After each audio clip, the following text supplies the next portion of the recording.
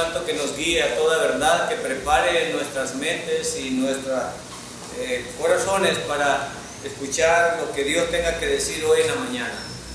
En esta mañana vamos a iniciar con un nuevo estudio y que consideramos es de vital importancia para la congregación y de vital importancia quizás para todos los que nos escuchan y están interesados en lo que es la iglesia. Este tema es el fundamento de la iglesia. Nosotros oímos hoy en día muchas y vemos muchas iglesias. El concepto iglesia, nosotros en alguna medida tenemos algún concepto, pero ¿qué es realmente la iglesia? Y realmente cómo se funda la iglesia y qué es lo que en una iglesia debería de haber bíblicamente, no de acuerdo a lo que el hombre inventa, porque en diferentes culturas nosotros tenemos en África, siempre tenemos un chamán y el chamán inventaba los ritos y las cosas que tenían que hacer. Es más, en el tiempo de mi Señor, los israelitas eran los únicos que tenían al Dios verdadero que les había dictado cómo tenía que ser adorado. Las demás religiones y todas las demás consideradas así, había alguien, el más vivo de la tribu o el más vivo del estado, e inventaba cómo debía de hacerse. Y hoy día no estamos exentos de la contaminación de la congregación.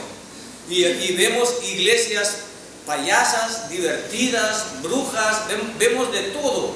Y hay un montón de denominaciones que la gente se siente confundida de cuál es la iglesia, y hay una iglesia que levanta la mano diciendo que es la iglesia verdadera y la iglesia primitiva, y toda esta gama de información confunde a las personas. Pero nosotros creemos que nuestra regla de fe y práctica debe ser solamente la Biblia. Digo esto, y por lo que nos escuchan en internet, digo esto porque el hombre durante toda la evolución de la historia ha ido cambiando conceptos de acuerdo a los descubrimientos y se da cuenta de cuán equivocado estaba en el pasado. Pero hay una verdad absoluta que es la verdad de Dios. Y la Biblia ha sido base para nosotros en cuestión de lo que Dios quiere decir al hombre. Hoy en día hay religiones que apartan la Biblia, guardan la Biblia por un lado y empiezan a divertir a la iglesia, a hacer sentir bien a las personas que asisten a la iglesia, y buscan maneras de entretener a las personas como en un partido de fútbol, como en un circo, para que la gente esté divertida y entretenida. Pero ¿es eso realmente la iglesia? ¿Qué dice la palabra de Dios con respecto a la iglesia? Hay iglesias donde hay luces, hermanos, como que hay discoteca. Y hay iglesias donde está un pianista que según yo voy hablando, él va poniendo musiquita para que la gente se vaya alegrando. Y hay iglesias donde hay conjuntos para alegrar a los jóvenes, donde hay pianos para alegrar a los viejos. Hay iglesias donde también hay pastores que si hay una crisis económica, pues hablan de que Dios va a dar todo el pito que necesitan, que si están enfermos Dios va a dar toda la sanidad que se ocupa, y un montón de situaciones. Pero me asalta la pregunta: ¿qué es la iglesia realmente, bíblicamente? ¿Cómo Dios fundó la iglesia? Y eso es lo que vamos a ver hoy. Creo que es muy importante, porque puede ser que a la iglesia donde tú estés yendo, la gente es tan tremenda que la gente a veces se le convence de la verdad y las personas dicen: no, pero voy a seguir yendo aquí. No, pero están jugando a la religión o al cristianismo, que no tiene que ver nada con la verdad. Pero realmente, ¿cuál es el fundamento de la iglesia? ¿Cuál es el fundamento de la iglesia? ¿En qué se funda la iglesia? Y para nosotros, hermanos, la iglesia se funda en la persona y en la obra acabada de Yeshua el Mesías. Para nosotros la iglesia descansa, se edifica y está fundada en la persona y en la obra acabada del Mesías Yeshua. Revisando la lección, posiblemente no la terminemos porque hay tantas cosas importantes que hablar. Hablando con un adventista me decía que él guardaba el sábado porque había sido dado a la iglesia en el Antiguo Testamento. Y yo me reía porque le digo, la iglesia no existía en el Antiguo Testamento. No existía en el Antiguo Testamento. Y aquella tienda, me dice, donde se reunían, ese es el tabernáculo, pero no es la iglesia. Y es por eso que si ponemos mucha atención vamos a aprender tanto de lo que es la verdadera iglesia. Y dicen, aquí está la verdadera madre iglesia. Bueno, ¿dónde aparece eso? Y eso es lo que vamos a investigar, eso es lo que vamos a ver ahora, bíblicamente. Ahora, hay iglesias, hermanos, que cuando sus costumbres o sus acciones no están respaldadas por la Biblia, vienen ellos y dicen, bueno, vamos a inventar estatutos y tradiciones. Ahora, ¿qué valor pueden tener los estatutos y tradiciones de un hombre a la palabra de Dios? No tienen ningún valor, no tienen sentido. Y repito, por eso creemos que la iglesia está edificada, está fundada en la persona y en la obra acabada del Mesías Yeshua. Eso es lo que nosotros creemos.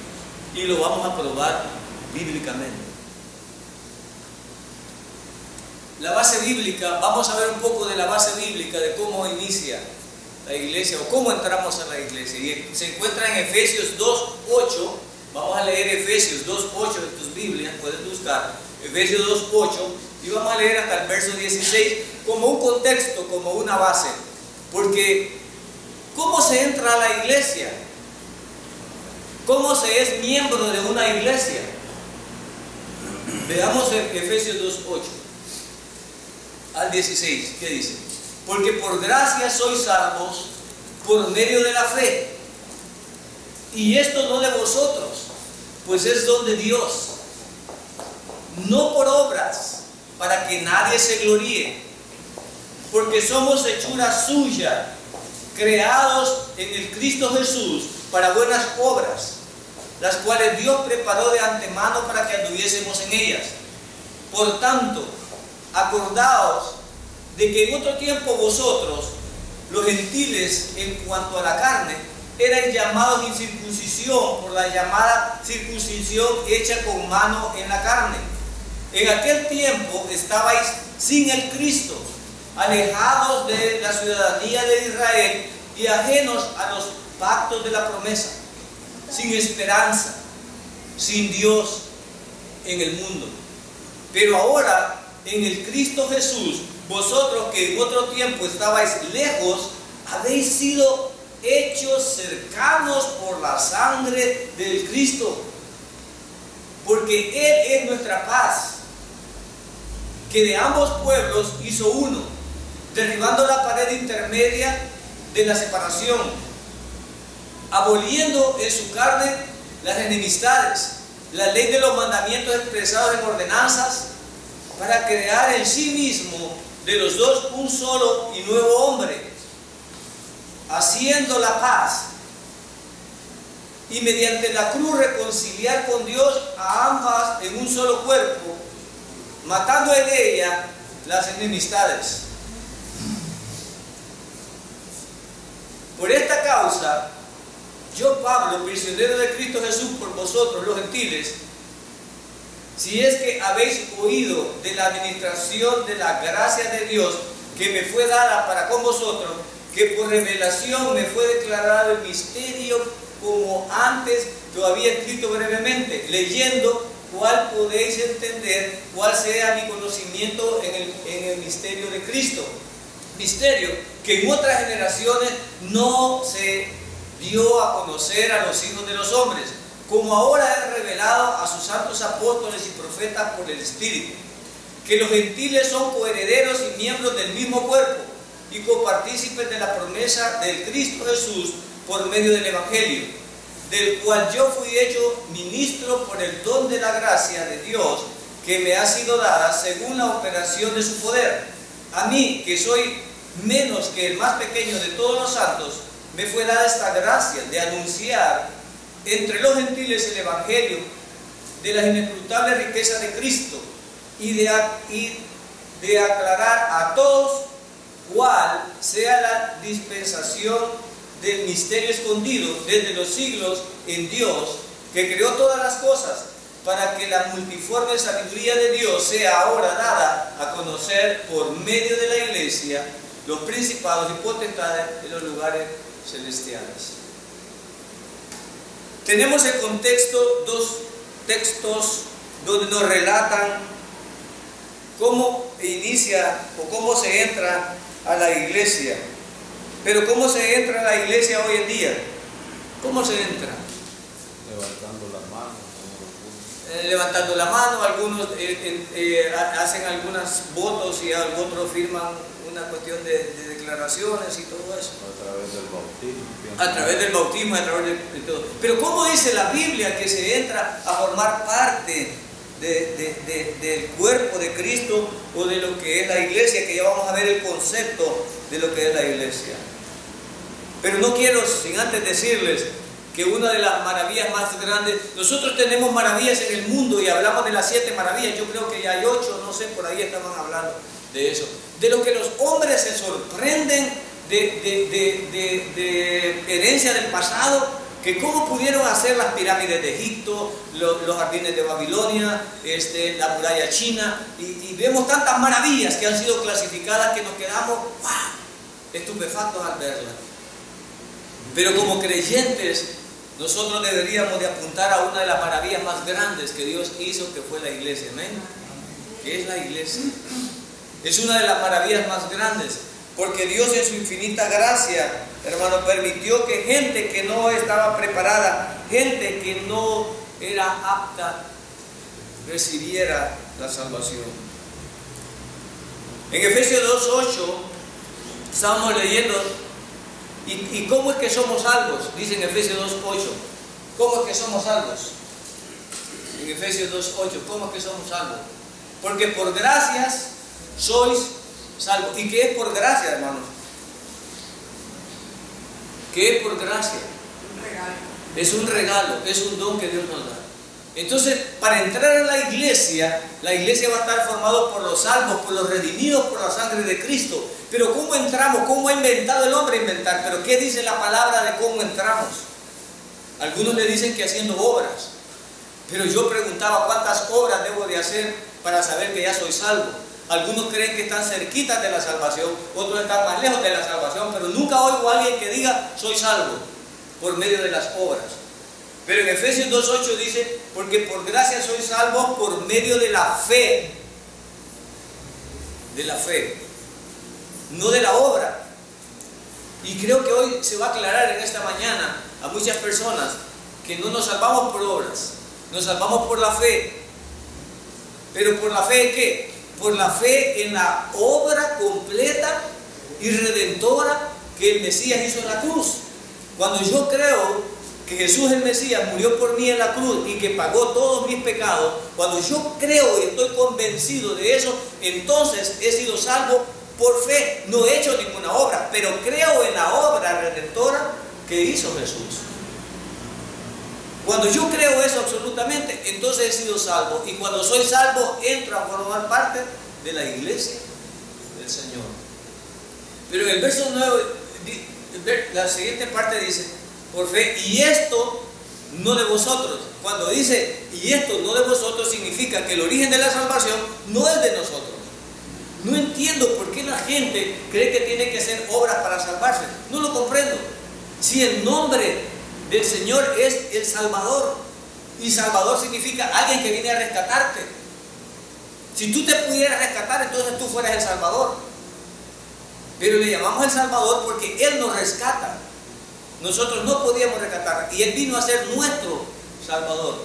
Y entonces Él dice, pues es don de Dios.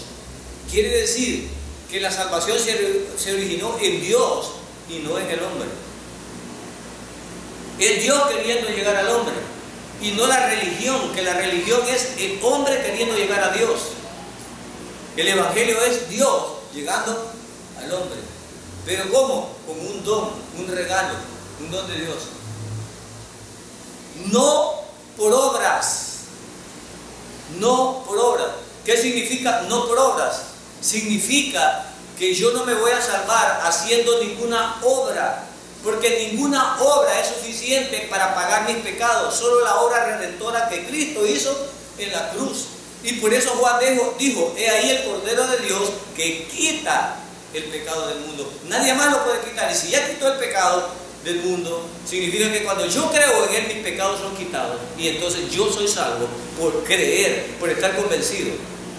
Ayer estábamos estudiando y es increíble, y vuelvo a repetir, es increíble, y vuelvo a repetir, que no son las prostitutas, que no son los políticos, que no son los sociólogos, que no son los filósofos los que están llevando a la gente al infierno, sino que son los pastores, los líderes religiosos y los curas.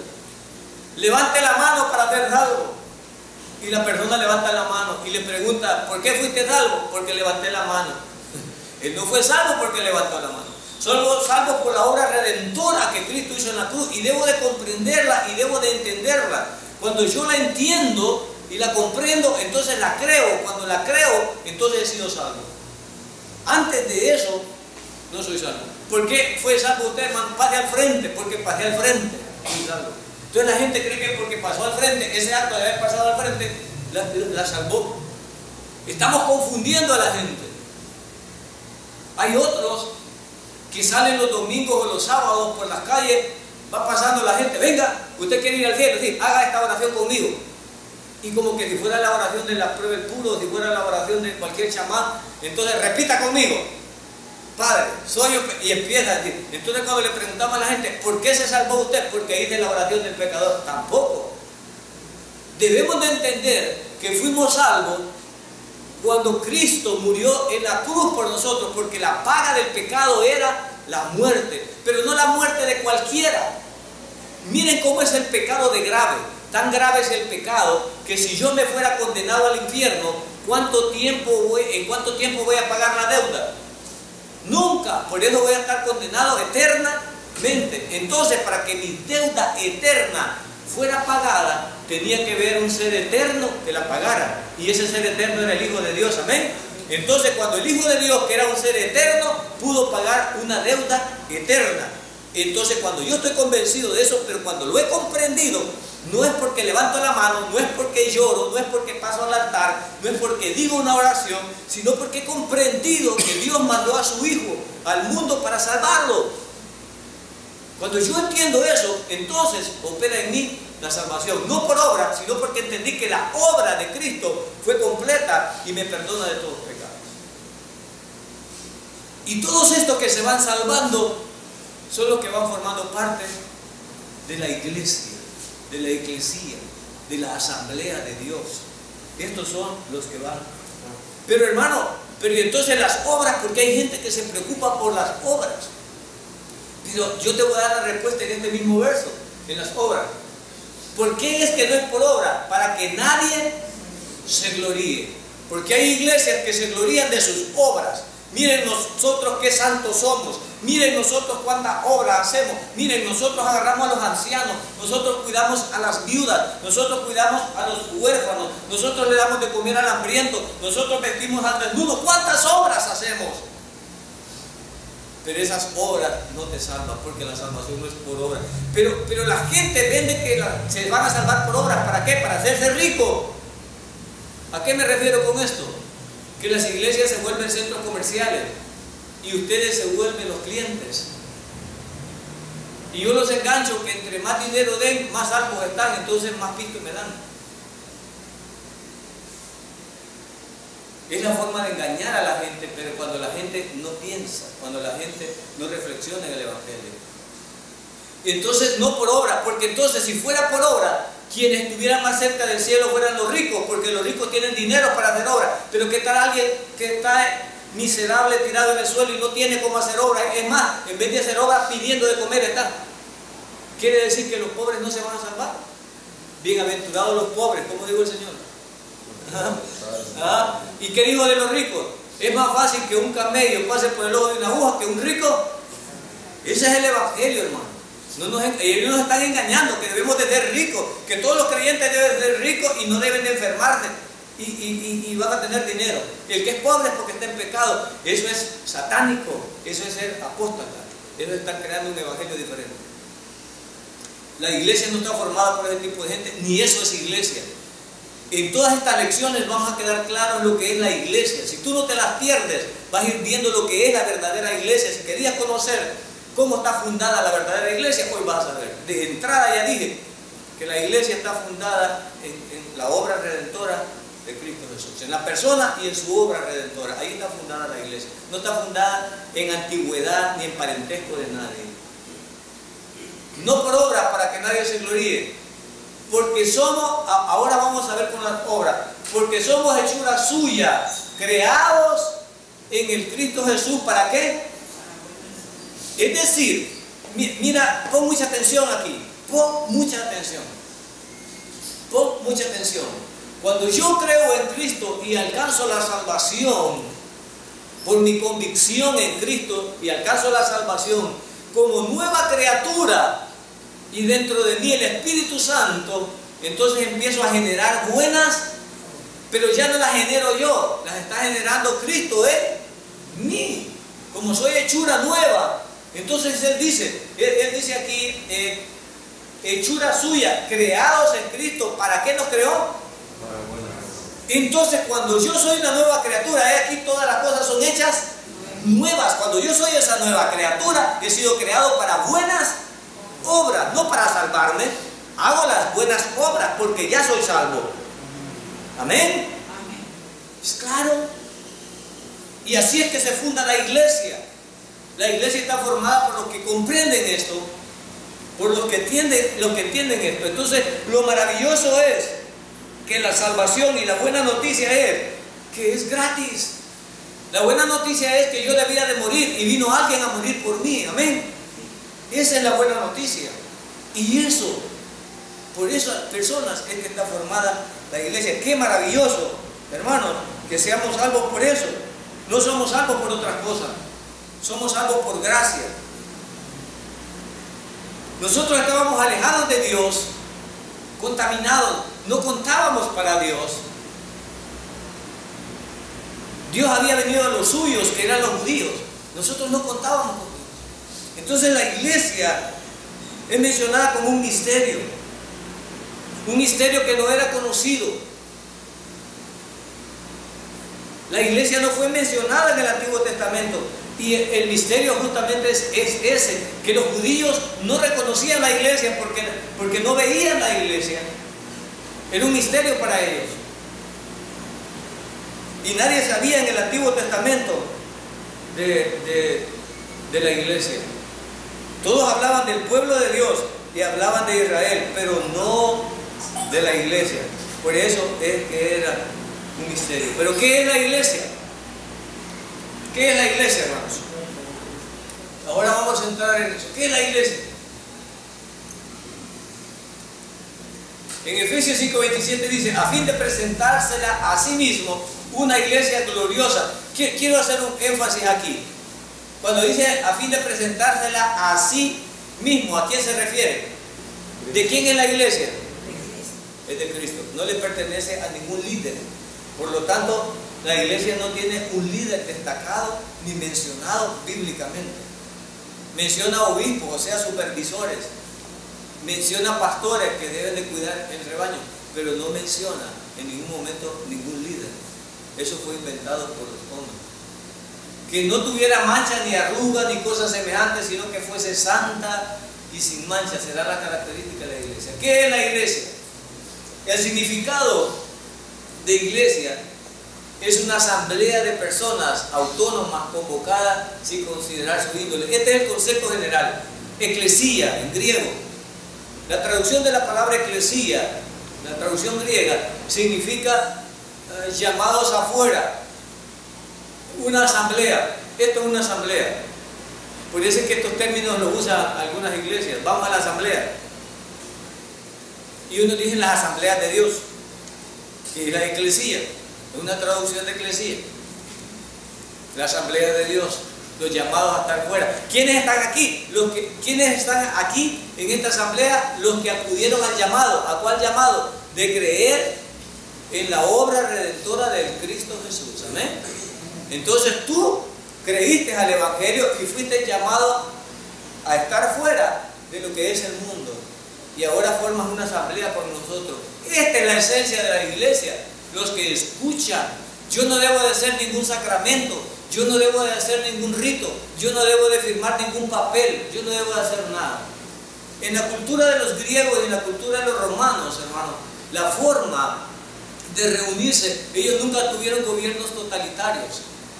Más que todos los griegos tenían gobiernos independientes. Y es por eso que las 7 iglesias del Apocalipsis son independientes. Ahí no dice el Papa de las iglesias, ahí no está diciendo nada. Cada una de las iglesias. Y cuando Pablo escribe, ¿qué nombre tienen las iglesias? Asambleas de Dios, Pentecostales, Testigos de Jehová, Adventistas, Bautistas, Metodistas, Católicos. ¿Qué nombre tienen? Ninguno de esos. A la iglesia de Éfeso, a los Gálatas, a los filipenses, no tienen nombre. Y alguna gente se pelea, ¿cómo se llama tu iglesia? Ese nombre no es de Dios. ¡Qué ignorancia! ¡Qué ignorancia! Ese nombre no es bonito, no es de Dios. Las iglesias eran nombradas por el lugar donde estaban. Nadie peleaba por nombre. Te vas a sorprender de cuán alejados están las congregaciones de ahora de lo que es la iglesia original. Hoy vamos a ir aprendiendo eso bíblicamente. Ahora que a un pastor se le ocurre, digo, tengo una unción. Creo que en la iglesia, si ponemos luces como discoteca y ponemos musiquita, la gente le va a gustar. Eso ya es un invento. Nada que ver con la iglesia.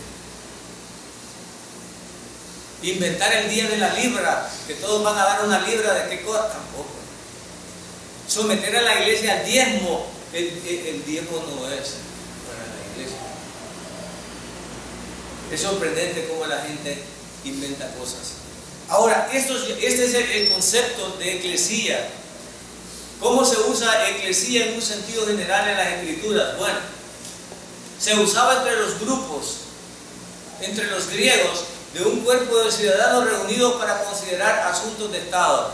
Dicen que, por ejemplo, yo me iba a la plaza y cuando iba a haber algún asunto de que se tenía que tratar, llegaba a la plaza un mensajero y decía: hay reunión para tratar tal asunto, hay reunión para tratar tal asunto, y toda la gente convocaba e iba a la reunión, y eso era una eclesía, era una asamblea, para tomar la decisión sobre un punto. Ese es el concepto que ellos manejaban. Por eso los griegos entendían la palabra eclesía. O sea que la palabra eclesía va a ser usada de acuerdo al contexto. En el contexto político era eso, pero en el contexto de Dios somos aquellos que hemos sido llamados a estar fuera, los que hemos por convicción creído en Cristo y hemos sido salvos por su sangre. Amén. Eso sería eclesía.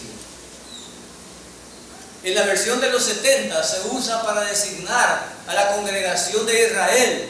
Ese es otro uso que se le daba a la eclesía o a la asamblea en esa traducción, que de hecho yo no estaría de acuerdo, pero en esa traducción, en su sentido general, era usada. Vamos a hacer una eclesía, porque recuerden que no es lo mismo el griego que el hebreo, y aquellos eran hebreos, y entonces pero que esta traducción haya usado esta palabra para la asamblea judía, pues ni modo, pero la usa. Por eso es que algunas versiones no son aceptadas por algunas congregaciones, por malas traducciones que tienen. Pero en este caso, en la de los 70 es usada para la congregación de Israel. Y por eso es que algunos se confunden que Israel es la iglesia, o que la iglesia ya estaba en el Antiguo Testamento, porque la Septuaginta, o sea, la Septuaginta, estaba usando este concepto, que es erróneo, pero por eso se aclara. En Hechos 7:38 también dice, se usa en el sentido para Israel. Ahora, ¿cómo no se va a confundir la gente entonces si que Israel, la iglesia sustituyó a Israel? O que Israel que la iglesia ya estaba en el Antiguo Testamento, y no estaba en el Antiguo Testamento. Pero estamos aclarando que sí era usada la palabra eclesía. Asamblea. Como asamblea, sí, la traducción correcta es asamblea. Una asamblea. Esta es una asamblea. Por eso dije que hasta las asambleas de Dios, por ejemplo, asamblea de Dios, le agregaron Dios a lo que es eclesía. Pero es decir, cualquier reunión, ¿verdad? En eso. En Hechos 19:32, a una turba amotinada también se le llamaba eclesía. O sea, al montón de gente que se congrega ahí, también se le puede llamar asamblea, ¿verdad? Nosotros políticamente tenemos una asamblea política ya, que está formada por los diputados. ¿verdad? Que es una asamblea y que nosotros le podríamos llamar eclesía, pero entendemos que en su contexto no es la iglesia, ¿verdad?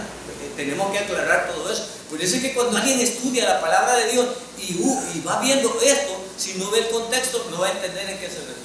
De hecho, la palabra eclesía, particularmente usada para la iglesia, también tiene dos acepciones. A veces eclesía es usada para la iglesia local y a veces eclesía es usada para la iglesia universal, ¿verdad? También, pero el contexto va a determinar esto. El contexto donde está usando la palabra va a determinar esto. Debemos de aprender eso. Cuando Pablo o cuando alguien usa la palabra eclesía, se refería a la iglesia local o a la iglesia universal. Hermano, y la iglesia universal tiene la católica. La palabra católico prácticamente no es una palabra exclusiva de una congregación, sino que significa eso. Universal.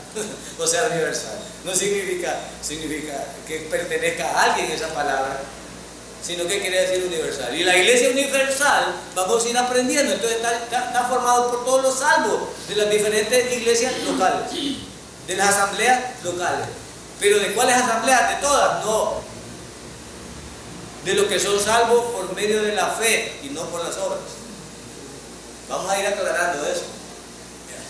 Tiene dos aplicaciones a grupos de creyentes. Bien. De todos los redimidos a través de la era presente, el grupo de personas de los que Cristo dijo, edificaré mi iglesia. Hoy vamos a aprender mucho.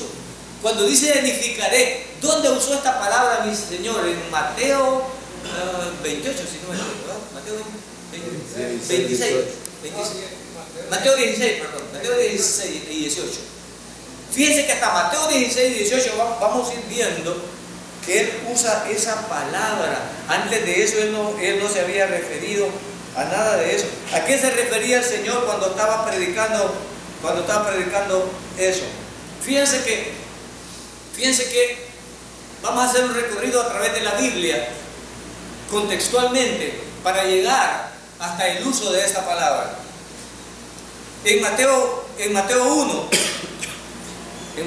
así en forma general, habla del nacimiento de la Virgen y eso es el cumplimiento de una profecía. Cuando habla del nacimiento de Jesús, la iglesia iba a necesitar un Mesías, el que iba a edificar la iglesia. Entonces, la primera evidencia que encontramos es su nacimiento. Y ese nacimiento lo encontramos en Mateo 1. Nos aclara ahí el linaje, nos aclara todo y el nacimiento del Señor. En Mateo 2 habla de los sabios que vinieron del oriente para reconocer y dar honra y gloria al Mesías nacido. En Mateo 2. En Mateo 3 habla de Juan el Bautista. ¿Y qué predicaba Juan el Bautista? El evangelio del reino de Dios, o sea, del Mesías, que venía acercándose a quién, a los judíos. Hasta este momento, desde el Antiguo Testamento hasta este momento, la iglesia no había sido mencionada, ni a este punto no había sido mencionada.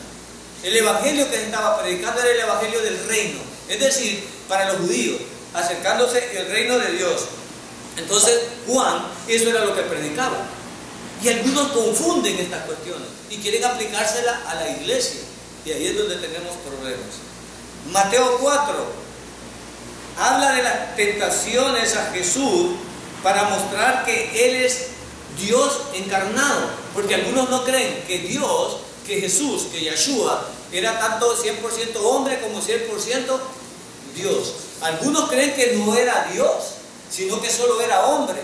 Y que en el cierto momento es que el Espíritu bajaba y entonces se convertía en Dios y a veces en hombre. Algunos tienen este concepto. Otros tienen el concepto que lo que pagó el pecado en la cruz solo fue la parte de hombre y no la parte de Dios. Y que Dios no podía estar en un cuerpo de hombre. Entonces tienen problemas con eso. Pero en la tentación, ¿tenía hambre Jesús? ¿Tenía hambre? ¿Y el hambre es característica de un ser humano? ¿Lloró Jesús? ¿Tenía sed Jesús? ¿Se cansaba Jesús? Sí. ¿Le tuvo un poco de temor a la muerte el Señor cuando iba a venir la muerte sobre él? Todas estas son características que divinas o humanas. Humanas. Pero también tuvo acciones divinas. Y tenemos evidencia bíblica de esas acciones divinas. Entonces esto era para identificar al Mesías. No perdernos que la obra, la iglesia, se iba a basar sobre una persona que estamos identificando en este momento, que es el Mesías. No cualquier persona, sino el Mesías, el Hijo de Dios. ¿Verdad? La iglesia está fundada en una persona que es el Hijo de Dios y en su obra redentora, que es la muerte. Entonces estamos ratificando eso. Luego tenemos en Mateo capítulo 5 al 7, tenemos el Sermón del Monte. Y en el Sermón del Monte, que a veces lo aplicábamos a la iglesia, ¿sí o no? A veces lo aplicábamos a la iglesia. Bienaventurados, ¿verdad? ¿Recuerdan? Pero eso son las características de la gente que iba a entrar ¿a dónde? Al reino de Dios. Son las características del reino de Dios. Y empieza a dar un montón de bienaventuranzas y un montón de ordenanzas, pero todavía no era la iglesia. Hasta ese punto todavía no era la iglesia. Bienaventurados los de limpio corazón, bienaventurados los pobres, bienaventurados los que lloran, bienaventurados los pacificadores. ¿Recuerdan? Y habían bendiciones para los que tuvieran esas características del reino de Dios. En Mateo 10, manda el Señor y empieza a ejercitar a los discípulos y los manda a predicar. ¿Y qué los mandó a predicar? ¿Qué los mandó a predicar? ¿El Evangelio? No. Los mandó a predicar el reino de Dios. ¿Y a quién le mandó a predicar? A los judíos, a la casa de Israel. En ningún momento, hasta aquí, si tú ves, no han hablado de la iglesia. Desde Génesis hasta aquí no ha hablado de la iglesia. Por eso es que era un misterio. Por eso es que para Israel fue una sorpresa tener la iglesia. Hasta este punto no. Pero hay iglesias que desde Génesis hasta aquí le aplican todo eso y se lo meten a la iglesia. Pero no hay prueba bíblica que tengamos de eso. Así es que Él manda a los discípulos y los manda a predicar el reino de Dios. En Mateo 12, y aquí se va acercando, Mateo 12. En Mateo 12, en ese capítulo tenemos la blasfemia contra el Espíritu Santo. ¿Y cuál fue la blasfemia contra el Espíritu Santo? Los judíos, ¿por qué decían que Jesús hacía milagros? Porque era hijo del diablo, porque por el nombre del diablo él hacía. Entonces ellos estaban rechazando al Mesías. Estaban rechazando al Mesías. Ellos no querían tener al Mesías con ellos. A partir de ahí, hermanos, de ese rechazo, entonces empieza a hacerse uso de la palabra eclesía. Hasta este punto vemos el rechazo de los judíos a Dios. No quisieron nada. El Evangelio del Reino estaba siendo predicado, ellos no quisieron nada hasta ahí. Entonces, en el griego así se escribe la palabra eclesía y está dividida en dos partes: et, que significa fuera de, y kaleo, que significa llamar, los llamados a estar fuera. Es por eso que algunos quizás literalmente digan, bueno, los creyentes son llamados a estar fuera del mundo, pero vivimos en el mundo. Pero somos llamados a estar fuera de lo que aquel verso dice: no conforméis a este sistema, ¿verdad? Y no conforméis a este sistema significa que si el domingo andan viendo el dragón los mundanos, los creyentes no andamos ahí, porque fuimos llamados a estar fuera. Nosotros estamos en otro rollo, los que son creyentes, porque eso es estar fuera, ¿no? Que si hay un baile en la alcaldía, yo estoy fuera de eso. Que hay una trifulca, yo estoy fuera de eso. La congregación tiene otro reino. El reino de nosotros no es de este mundo. Nosotros somos peregrinos aquí, hermano. Vivimos en este mundo, pero como embajadores. Es decir, no como nuestra tierra, sino como gente que va de paso.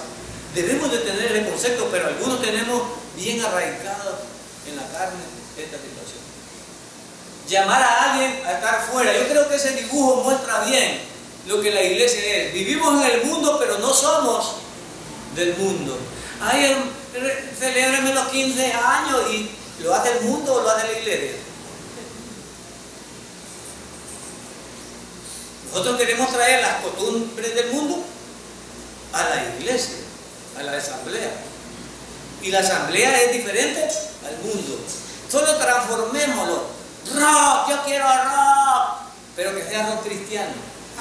Entonces lo cambiamos, hermano. Yo quiero cumbia, no, pero que sea cumbia cristiana. Y ya la cambiamos. Entonces vamos viendo el mundo, pero un poco cambiadito, ¿verdad? Pero lo mismo del mundo.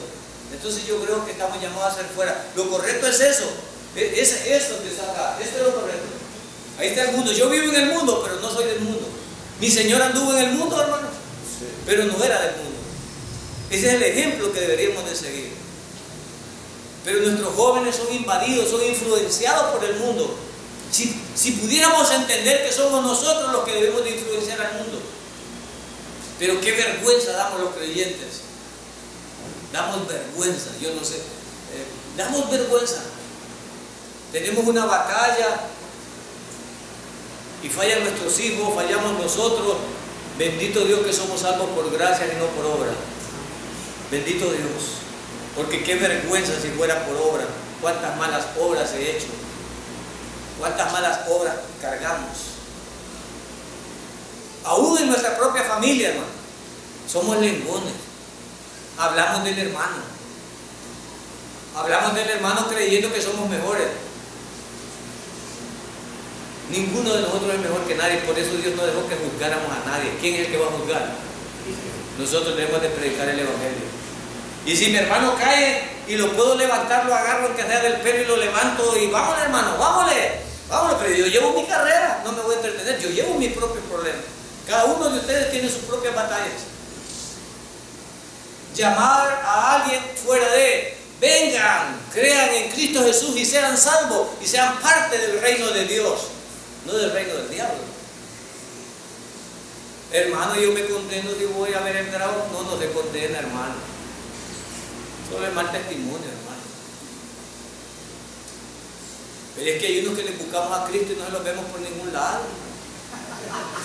No se los vemos por ningún lado. Ni en la forma de hablar, ni en el trabajo, ni en nada, hermano. Y yo digo algo, no sé, pero yo me puedo equivocar y no es el evangelio de dejarlo ver. Si anda como pato, si tiene plumas de pato, si camina, bueno, ¿qué es entonces? De pato. Si usted habla como mundano, anda con los mundanos, hace lo que los mundanos hacen, hermano. No sé. El fundamento de la iglesia es en la persona y en la obra, no en las obras de nosotros. En una obra que Él hizo. ¿Y quiénes fuimos beneficiarios de esa obra? Nosotros. Gloria a Dios. Aleluya. Cuando yo creo, pero si tú estás creyendo que la obra que Él hizo no fue completa y que tú estás haciendo fuerzas para completarla, entonces estás diciendo que mi Señor fue inútil y que realmente no es mi Salvador, es mi medio Salvador, porque yo me termino de salvar. Si tú crees eso. Pero yo creo que Jesús era el Hijo de Dios y que quita el pecado del mundo. Amén. Y que perdonó mis pecados, pasado, presente y futuro. Gloria a Dios. Cuando yo creo eso, he sido salvo. Amén. No porque levanto la mano, no porque paso al frente, no porque hago la oración del pecador. Nada que ver. No confundamos a la gente. La gente debe de comprender el evangelio. Debe de comprender que somos salvos por la persona del Cristo y por su obra redentora. No por ningún rito. No por ponerme de pie. No porque lloré. Ese hermano no lloró. No es algo. Hay gente que se atreve a decir eso. No tenemos nada que ver eso. Ahora, pero hay una iglesia que dice que el fundamento de la iglesia no es Cristo. ¿Quién dice que es? Pedro. Dicen que es Pedro. Dicen que es Pedro. Vamos a ver si es cierto eso, ¿verdad? Hay unos que dicen que es Pedro, ¿verdad? Porque ellos consideran de que hay un pasaje en donde dice eso. Mateo 16, 18. Es Mateo 16, 18. En Mateo 16, 18, si ustedes lo buscan ahí, dicen que el fundamento de la iglesia es Pedro. Porque ahí decía, ¿qué decía ahí? ¿Qué dice? Alguien me busque ese pasaje, por favor. Yo te digo que tú eres Pedro, Ajá. y sobre esta piedra edificaré mi iglesia, Vale. y las puertas del reino de la muerte no prevalecerán contra ella. Bueno.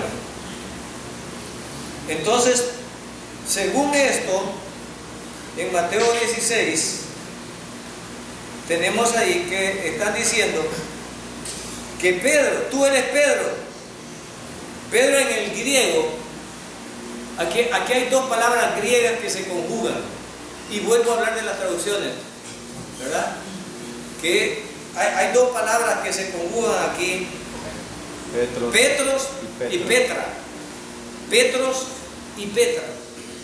Entonces, en el juego de palabras que está ahí, está diciendo ahí, tú eres Petros, piedra pequeña.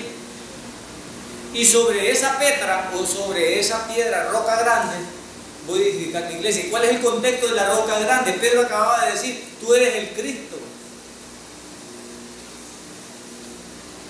Entonces, no es Pedro el fundamento de la iglesia, sino que es Cristo. Pero a veces nosotros somos abusivos y hablamos por la gente. Dejemos hablar a Pedro, porque ¿quién nos podría aclarar las cosas mejor que Pedro? Porque ¿a quién le dijo esto el Señor? ¿A Pedro o a usted? A Pedro. Dejemos que Pedro hable. Y cuando Pedro habla, si no me equivoco, en 1 Pedro capítulo 2, versos del 3 al 8, si no me equivoco, o en 1 Pedro 5.1, no sé cuál de los dos es. Pedro en este versículo sí. No, 1 Pedro 2.4. En 1 Pedro 2.4, Pedro dice, no dice que Él es la roca. Pedro está diciendo que ¿quién es la roca? Cristo. Cristo. ¿Y sabría Pedro lo que estaba hablando? No dijo Pedro, yo soy la roca. Sino que Pedro, en el libro que él escribe, dice, Cristo es la roca. ¿Cómo dice literalmente? Cristo es la piedra viva, rechazada por los seres humanos, pero escogida y preciosa ante Dios al acercarse a Él. Ahora les pregunto, hermano, ¿sabría Pedro lo que estaba hablando? ¿Sabría Pedro lo que estaba hablando? Ahora, déjame hacerte una pregunta, mira. Pedro estaba escuchando al Señor y a Pedro le fue dicho, tú eres Petro y sobre esta Petra. Entonces Pedro lo oye, era un diálogo entre Pedro y el Señor. Cuando Pedro escribe su libro, Pedro entendió correctamente. No dice Pedro, yo soy la roca sobre la que se va a fundar la iglesia. Pedro escribe que el Señor es la piedra viva, la piedra viva. Pero a la gente le gusta inventar, a la gente le gusta interpretar a su manera y de la manera que le da la gana. Pero en este caso, si yo le pregunto al que estaba escuchando en el diálogo, él dice, no, Cristo es la piedra viva. Nunca dijo, yo soy la piedra. Nunca lo dijo Pedro. Somos tremendos, hermano. Y hemos arruinado las obras de algunas grandes personas. La Virgen María o Miriam nunca dijo que la adoraran, nunca dijo que era reina y nunca dijo que estaba allá en el trono de Dios. Si la dejáramos hablar a ella, la Virgen María dijo, qué lindo es mi Señor, que aún viendo mi bajeza y no siendo digna yo, me ha dado este privilegio. Ella así se pone. Y hay algo que dicen los católicos que, ¿cómo que se llama? Santa María, Madre, ¿cómo es que lo rezan? Y ya se me olvidó a mí, como yo no he sido católico. Ruega por nosotros los pecadores. No, pero ella, Dios te salve. Óigame, ellos mismos dicen, Dios te salve. ¿Por quién están pidiendo salvación? Por María. Por María. No es que María salva, y la gente le pide a María, pero María no salva. Si la misma gente pide, Dios te salve, María. O sea, está pidiendo que Dios salve ¿a quién? A María. ¿María necesitaba salvación? Sí. Necesitaba salvación, porque no era divina. Pero era un vaso precioso y privilegiado entre todas las mujeres, bendita. Amén. Amén. Pero la gente tergiversa las cosas, como tergiversan los chambres, hermano. Allá comienza un chambre por la plaza, cuando va por la escuela, ya va con patas y cola. Ya no dicen lo que habían dicho allá, sino que dicen un montón de cosas. Entonces, en este caso, no es Pedro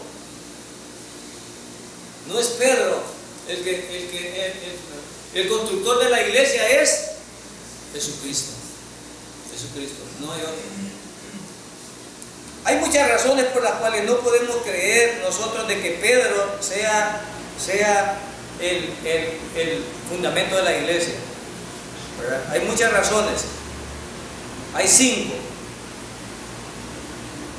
La primera dice por el cambio de nombre de Petros a Petra. En el lenguaje que estábamos viendo ahí son 2 palabras diferentes, Petro y Petra, piedra pequeña y roca grande. Esa es una. Número 2, Jesús, cuando habló con Pedro, le dijo: apártate de mí, Satanás. No podía tener un fundamento en alguien que le dijeran de ese tipo. Número 3, el mismo Pedro dijo que él no era la roca, que Cristo era la roca viva, ¿verdad? Número 4, dijo también Pedro, en 1 Corintios 10, del 1 al 4, dice que el Señor también era la roca. Y número 5, en el Antiguo Testamento la roca siempre fue el sinónimo de Jesús, el Cristo. Creo que hay suficiente base como para no creer entonces que la edificación de la iglesia no iba a ser sobre Pedro, sino que iba a ser sobre Cristo. Y lo dice Pedro mismo. Por eso es que es importante que aprendamos, hermano. En las iglesias podemos abrir cualquier locura, pero tú eres responsable de lo que escuchas. Y cuando enseñamos la palabra, tiene que ser conforme a lo que la Biblia dice. Y convéncete tú y deja que el Espíritu Santo te lleve a toda la verdad. A ver, yo platico con muchas personas y me hacen muchas preguntas bíblicas. Y yo les digo siempre, deja que el Espíritu Santo te guíe a la verdad. Porque el Espíritu Santo te dirá a ti si lo que yo te digo es verdad o no es verdad. Pero siempre confróntalo con la palabra de Dios. Tenemos la obligación de hacerlo. No podemos creer todo lo que nos dice. Entonces la iglesia no está basada en Pedro. La iglesia no está basada en costumbres de hombre. La iglesia está basada en una persona que es Jesús y está basada en su obra redentora, hermano. La gente crea sus propios planes para edificar iglesias. Hay pastores que sueñan con iglesias y aquí va a ir la cruz y la quiero de 2 plantas, pero no piensa en la verdadera iglesia, porque la verdadera iglesia no es un edificio. Hay algunos creen que en la iglesia aquí es lugar santo. No, ya dijimos que la iglesia es la asamblea, la gente que se reúne, no son las sillas, no son las mesas, no es el edificio. La iglesia está formada por los salvos. Amén. La iglesia está formada por los salvos. Y hoy estamos poniendo en práctica eso. Porque hoy nos estamos reuniendo tal como la iglesia primitiva se reunía. Nos reunimos allá donde los fundes y ahí estaba la verdadera iglesia alabando al Señor. No ocupábamos paredes, ahí estábamos los salvos alabando. Amén. Y yo creo que a ustedes les gusta reunirse como la iglesia primitiva porque van más allá que aquí. De ahí nos reunimos donde la hermana Telma y no cabíamos, y la iglesia gozosa y todos ahí, ¿verdad? Pensando que nos iba a dar, no, pensando en el mensaje que estaba predicando. Y estábamos ahí. Y luego fuimos donde el hermano allá al puente, David. Y el hermano David, y no, hombre, y ni nos alcanzaban las sillas, ya no nos alcanzaban las sillas, ahí todos contentos y viéndonos y saludándonos. Y qué buen chocolate más bueno, vino a sudar todo a mí, ¿verdad? Después me tomé el chocolatillo que nos dio el hermano ahí con la bendición de Dios. Así es que nos hemos reunido con gozos en cada casa y espero que cuando vengan aquí al pueblo vengan también nosotros allá abajo.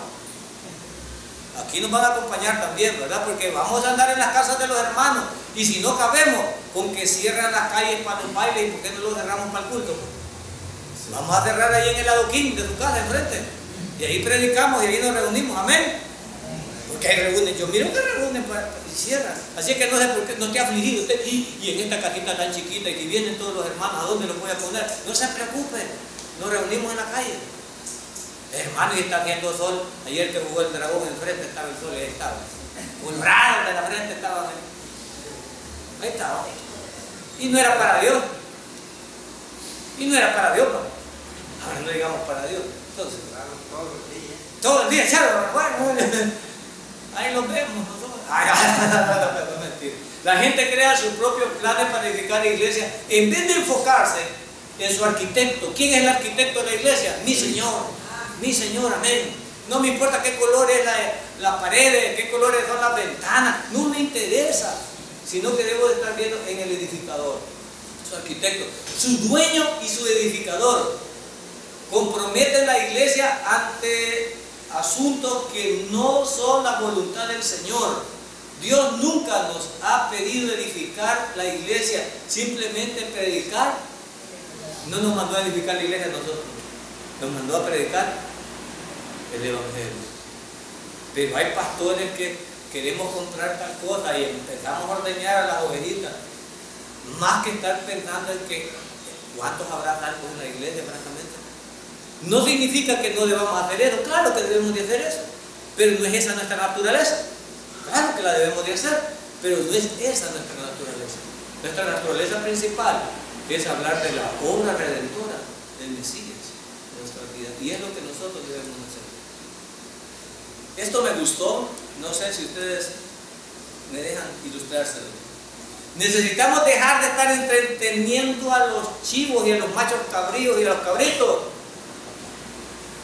porque a veces los diáconos que más hablan y no, ese pastor no predica bien, queremos que predique de esto, no me gustan las luces, no me gustan las músicas, esas hermanas que cantan en el coro, bravas suben, ni siquiera se ríen, están cantando y bravas, no me gusta. Empiezan los machos cabríos a hablar, en vez de estar oyendo la palabra, están criticando, y esa viene a esta iglesia, y empieza el macho cabrío a repugnar. Y es otra bien. Ah, no, hombre, si esa viene aquí, esa es pecadora. Quiere decir que ella es santísima. Miren, hay machos cabríos.